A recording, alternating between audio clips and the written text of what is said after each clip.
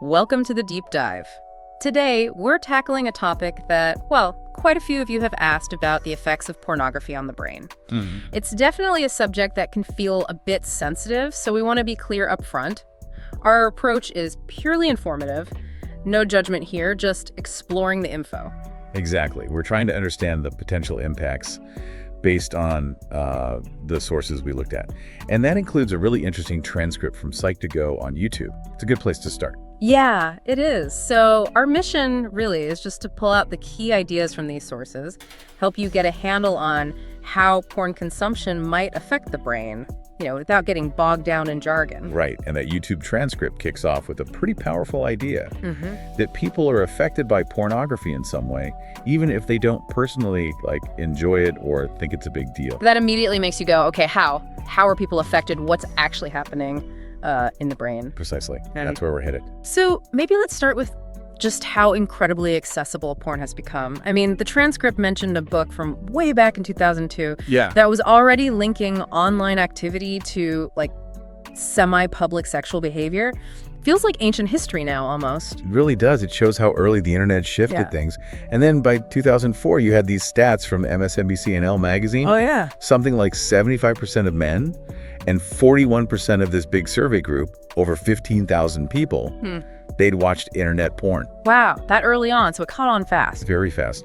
Then, fast forward a bit to 2008, and a book describes porn becoming on demand. Super easy to find on computers, searchable. Right, more topics, more searching, probably more watching. Exactly. Right. But then, smartphones. That just blew the doors open, didn't it? Oh, totally. Ah. The video transcript even had that line about toddlers were on the bandwagon, which is a bit stark. It is. And they talked about the adult supervision range shrinking because of mobile devices. Access was suddenly anywhere, anytime. And one idea from that transcript that really jumped out at me was this notion that porn can actually change someone's opinions or feelings. They mentioned research where people watching regularly had, what was the phrase? Interesting things in their stomachs. Yeah, that phrase. It's memorable, isn't it? It is. Kind of weird, but it suggests maybe a gut reaction, something deeper. Yeah, maybe unease or some kind of internal conflict. It definitely hints at more than just, passive viewing. And they use that analogy too, comparing it to chocolate cake being available all the time. Right, that constant availability of something pleasurable and how that might affect your overall well-being. Yeah. How too much cake isn't great for your physical health. Yeah, it's a decent parallel. So this easy access, the potential for constant engagement, it naturally leads to questions about the brain, addiction patterns maybe. Exactly. Which brings us to the science part. The YouTube video mentioned a 2011 study, Donald Hilton Jr. and Clark Watts, focused on porn addiction. Okay, yeah. And this is where it gets really interesting. It really does. The main finding, the big takeaway, was that the brain activity they saw in people dealing with cocaine addiction looked identical. I mean, the patterns were the same as the brain activity in people who felt they were addicted to pornography. Wow. Identical. That's significant. It is. And they also mentioned a similar finding from an earlier study, 2004, looking at methamphetamine addiction. Same kind of parallel brain activity. So, okay, need to be careful here. It's not saying porn is cocaine, obviously. No, absolutely not. Crucial distinction. But it suggests that the brain's reward system, dopamine hits, pleasure pathways, those are being activated in a very similar, very powerful way. Precisely. Which, for you listening, kind of highlights how habits could form, why being mindful of consumption might be important for some people. Right, and the transcript even floated the idea that you might see similar brain patterns for other things, like shopping addiction. Yeah, other behavioral patterns driven by that reward cycle. It's about how those pleasure pathways can be triggered by lots of different stimuli, not just substances. So it's maybe less about the thing itself and more about the pattern, the repeated seeking and getting of that reward. That seems to be the implication, yeah. But it's also really important to add the caveat they included in the video. Which was? That there's still limited info, a lot we don't know, and yeah, much of this initial research sounds pretty negative. We need nuance here. Absolutely. Good point. And they brought up Gary Wilson's perspective from 2016 too. Right. Cautioning against jumping to conclusions, like saying, oh, watching porn automatically makes people objectify others. It's not that simple. Definitely not. Avoid those generalizations. And another key finding they highlighted, the really extreme negative effects linked to porn overuse.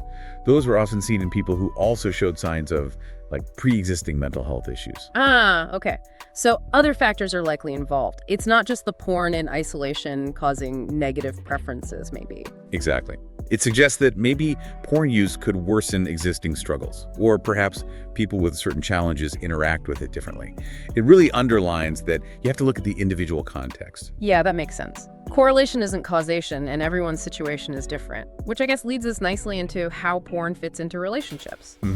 Because the transcript mentioned another study, also from 2016, that looked at how accepted porn is within marriages. Right. And that offered a different angle, one you don't always hear. Totally. And what it found was kind of surprising, maybe. The majority of couples didn't actually mind their spouse watching porn. Really? The majority. Yeah, especially if both partners were sort of engaged with it somehow, or at least open about it. It pushes back against some common ideas. It really does. What else did it say? Well, interestingly, it highlighted some positive feelings, particularly from wives in the study. Positive? Like what? Some saw it as a way to gauge their partner's sexual interests, maybe find new things to explore together. Okay, so it could be seen as a communication tool, almost. Potentially, yeah. For some couples. It just shows how varied experiences are. The video itself said, for some it's sensitive, for others it's part of their relationship, or even just self-care. Such a range. So, okay, let's bring it back. The main point from the YouTube video seems to be, whatever your personal take, whatever your experience, consuming porn can affect your brain in some way. Right. That seems to be the baseline conclusion from their sources. And they ended that section with a direct question for you, the listener. Have you noticed changes in yourself after watching porn? Has it affected your relationship, good or bad? Yeah, it's definitely a personal reflection point. So, just to wrap up what we've covered today, Right. We looked at how access exploded, especially with the internet and smartphones. Then the brain activity studies, Yeah. showing those parallels with substance addiction reward pathways. Right, but also the crucial context, mental health playing a role in negative outcomes, the need to avoid simple cause and effect thinking. And finally, those different perspectives on porn and relationships, challenging some assumptions, showing it can be viewed positively by some couples too. It's clear it's complicated. Lots of different angles, ongoing research. This deep dive is really just a snapshot based on the info we had. Definitely. It highlights the complexity. So maybe a final thought to leave you with, building on all this. Okay. Given that potential for brain impact we talked about, and seeing how differently people and couples actually engage with porn, what does that mean for us more broadly? Like for society's understanding of intimacy, relationships, well-being, especially now everything's so digital? That's a big question. Definitely something to mull over, thinking about how all these pieces fit together in the bigger picture.